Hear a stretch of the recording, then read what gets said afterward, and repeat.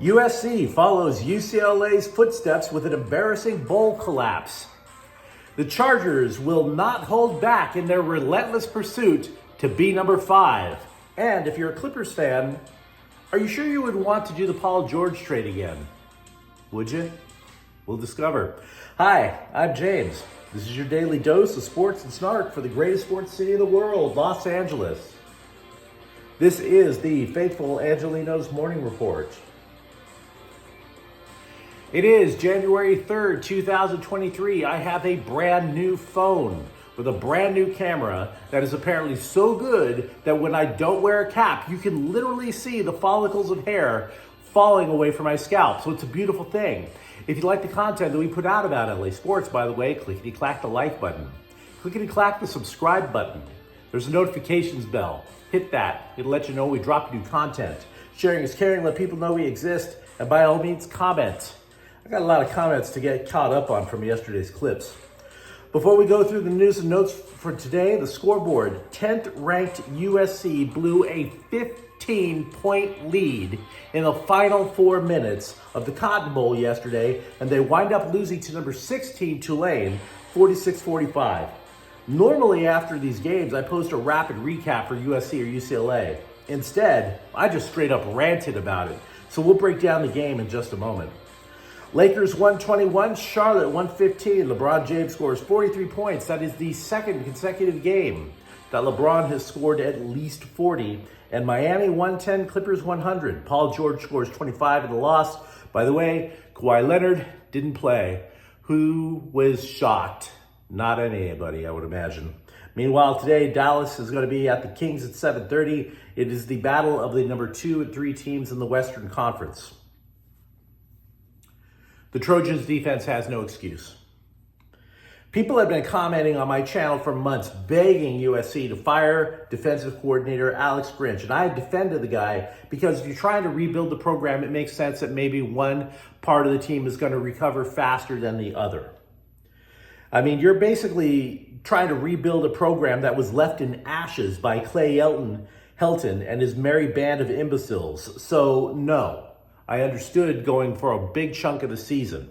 It was not the worst defense in school history. The statistics bear it out. But the improvement was negligible. Negligible. You could argue that the 2021 team could have played better because they basically, once Helton was fired, said, to hell with it, we'll just mail it in. This team was dialed in, and they were barely any better than the Clay Helton teams. Had USC simply been slightly below average on defense, the Trojans are in the national title picture. Had USC simply been lousy on defense, they would have won that game, and I would be pleading for Grinch to get more time. USC, though, has allowed more than 40 points in 3 of its last 4 games. There were no adjustments. There were no fundamentals. They had 4 weeks to scheme and prepare for this game, and that was the best that they could do. After 4 weeks to try to figure out how to stop Tulane.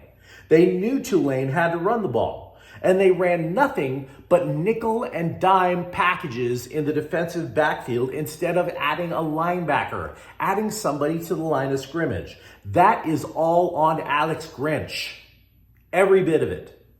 Caleb Williams said after winning the Heisman Trophy that despite being injured, he would play in the Cotton Bowl because he had unfinished business. So he threw for 462 yards and 5 touchdowns. USC gained more than 600 yards. They were 11 for 15 on 3rd down. They were 2 for 2 on 4th down.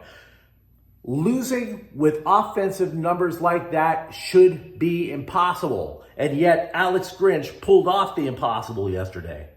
Did anyone hear about the Trojans' defense saying that they would play their hearts out because they had unfinished business? Did you ever hear that from them? You could say that at USC, the sky is the limit with that offense, but the sky is not the limit. Alex Grinch is the ceiling that stops them from reaching the sky. Lincoln Riley said after the game he didn't want to make a rash decision, but he sure as hell did not give his defensive coordinator a vote of confidence. He admitted the poor tackling was alarming and that the defense was weak.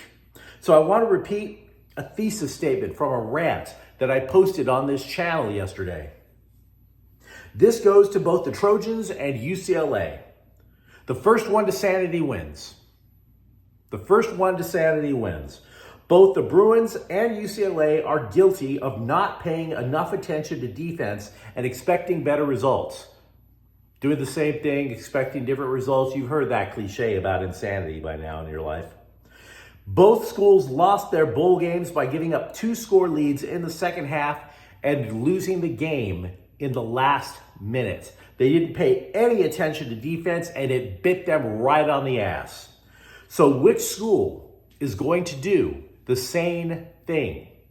Which school is going to take defense seriously first? Because that school is going to be the one that is going to be in the national title picture. I've seen teams in a variety of sports pull their best players when a playoff seed is locked up, but credit where it's due. The Chargers, they are going for number 5 instead of just being happy qualifying for the playoffs. Nobody healthy will be sitting out the game Sunday in Denver, according to Coach Brandon Staley. That would include defensive end Joey Bosa, who played for the first time in 3 months last Sunday against the Rams. Bosa played 29 snaps against the Rams and recorded 2 tackles. Staley, however, did not say that Derwin James will be playing. He said that we will know more about James's health progress in the concussion protocol on Wednesday. Obviously, teams do not practice on Mondays. Doc Rivers brought up his time coaching the Clippers for reasons I do not know. I mean, dude, you already have another job in Philadelphia. Move on, turn the page. But I have to admit, what he said got me to thinking. He said that when he was coaching the Clippers, he was not sure that the Clippers were doing the right thing by trading for Paul George, because he was really, really optimistic about the future for Shai Gilgeous-Alexander. But they sent the rookie and 7 draft picks to Oklahoma City. Now understand, George has been a fine addition for LA. I mean, for Pete's sakes, whenever Kawhi Leonard is off doing God knows what and claiming to be injured, George is the main guy on the team, right? But Gilgeous-Alexander is now averaging 30 points per game for the Thunder. And by the way, Oklahoma City has only used 2 of those 7 draft picks. So I ask you, do you make that trade now? Because me, I have no idea. Granted, you might have lost out on adding Kawhi Leonard, but you think you could get another decent player with those draft picks? Build around Shai Gilgeous-Alexander, 30 points per game. We know from experience that the Dodgers need more than 5 starting pitchers.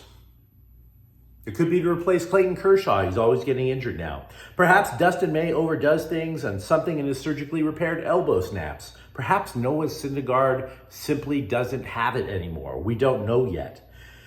Well, if that's the case, I want you to know that the people who cover minor league baseball prospects are really, really high on the Dodgers' number 2 rated prospect, right-handed pitcher Bobby Miller.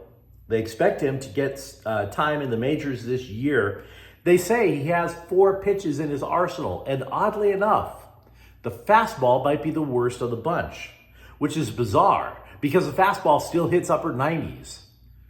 What they're saying is that his 2 breaking pitches are already elite, and that his changeup is a full 15 miles an hour slower than the heater. So you're pitching, say, a fastball 97 miles an hour, and you have a pitch that looks exactly the same coming in at 82. That's going to screw up a lot of people in the batter's boxes. Meanwhile, the LA Times ran a poll, keep or get rid of Trevor Bauer. The result, after 19,000 votes, keep Trevor Bauer. But it was only by a 51.2% margin.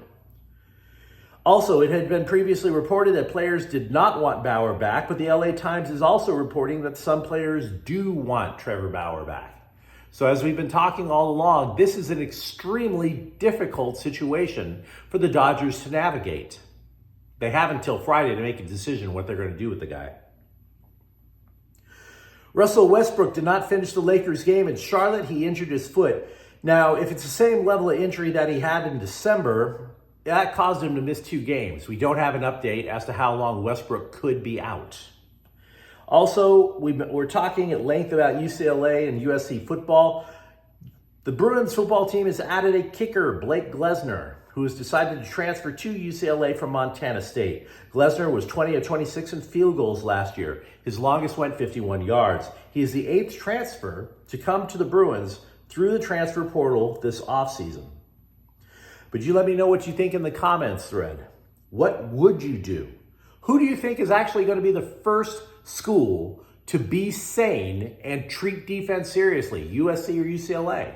Let me know what you think if you were an NBA GM, and would you trade for Paul George? And if you enjoy the content, don't forget to like and subscribe to Faithful Angelenos. We talk LA sports every single day here. Thank you for watching. I'm James. We'll be back tomorrow. Faithful Angelenos is a Quian Corte El Queso production. Take care.